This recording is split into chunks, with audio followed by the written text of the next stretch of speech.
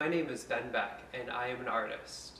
I became drawn to visual art actually when I was an exchange student living in Germany. I lean a lot towards architectural themes in my artwork, and being surrounded by modern and then ancient architecture really is what started me on my journey in my pursuit of creating things and learning more about art. I refined my skills as an artist in college. I graduated with a bachelor's degree in fine art. All during that time, I was not walking with Christ. That was the time that I was learning about art, that I fell in love with art. And so when God got a hold of my heart and worked in my life in tremendous ways, and my direction changed completely, I struggled for a long time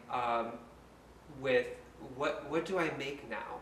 Because everything I was making before was an expression of a certain worldview.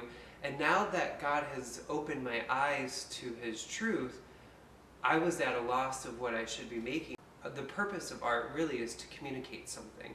Before, I didn't have anything worth communicating. Now that I do, there's been such a refining of that, and really thinking deeply about, is this the best way to communicate the message that I believe I've been called to carry out. This particular body of work, Foundations, the message is clear. The verses in Matthew 7 that talk about the foolish man building his house on the sand versus the wise man who builds his house on the rock being Christ, our foundation. And so there are a lot of different ways that a lot of different directions that I have addressed the issue in Foundations. Usually it ends with figuring out how to make it secure enough that it's not going to fall over and somebody's going to get hurt.